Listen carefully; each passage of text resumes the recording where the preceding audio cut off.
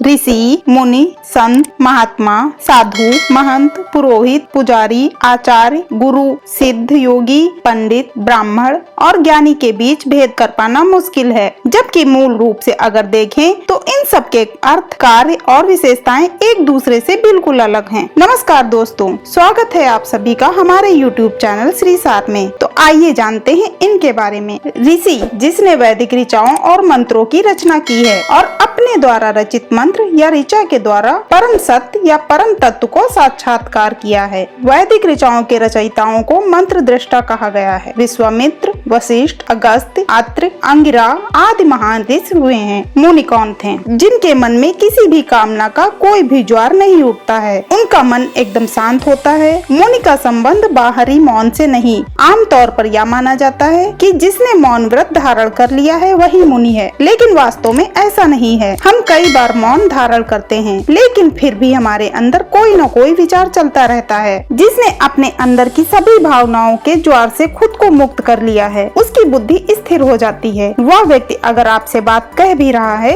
या उसने मौन व्रत का त्याग कर दिया है, तो वह व्यक्ति मुनि कहा जा सकता है। मुनि का अर्थ है जिसके अंदर कामनाओं और विचारों का संवाद या विवाद खत्म हो गया हो, जिसका मन स्थिर हो गया हो, वही मुनि है। संत, महात्मा और साधु किसे कहते हैं? संत वो है जिसने अविनाशी सत्य को जान लिया है। महात्मा वे हैं जिसकी आत्मा किसी भी क्षुद्र विचारों से व्यथित नहीं होती, वो महान और पवित्र कार्यों में संलग्न है। साधु एक सरल स्वभाव है जो किसी के अंदर भी हो सकता है। योगी और सिद्ध कौन है? जिसने कर्म योग के द्वारा समस्त बुद्धि को प्राप्त कर लिया, अविनाशी सत्य के साथ खुद को योग करा लिया है, वही योगी है। सिद्ध वो है जिसने कुंडलिनी जागरण के द्वारा अविनाशी सत्य का साक्षात्कार किया है। महंत, पुजारी और पुरोहित कौन है? सनातन धर्म को राजनैतिक और धार्मिक तथा नैतिकता से जोड़ने वाले व्यक्तियों को इस संज्ञा में रखा जा सकता है। महंत किसी संप्रदाय विशेष की व्यवस्था का उच्चतम अधिकारी होता है। पुरोहित धार्मिक कर्म कांडों को संपन्न कराने वाला व्यक्ति होता है। पुजारी ईश्वर की मूर्ति की सेवा करने वाला सेवक होता है। आचार्य और गुरु कौन है?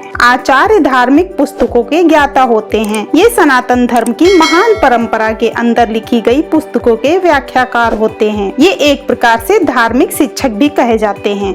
गुरु वे होते हैं जो किसी भी व्यक्ति की चेतना को ईश्वर की परम चेतना से मिला देता है। गुरु की महिमा सबने गाई है, जैसे कि साधु, मुनि, ऋषि आदि। बिना गुरु के बताए रास्ते के कोई भी ना तो ऋषि हो सकता है, ना मुनि बन सकता है, ना ही संत और ना महात्मा, आचार्य या योगी बन सकता है।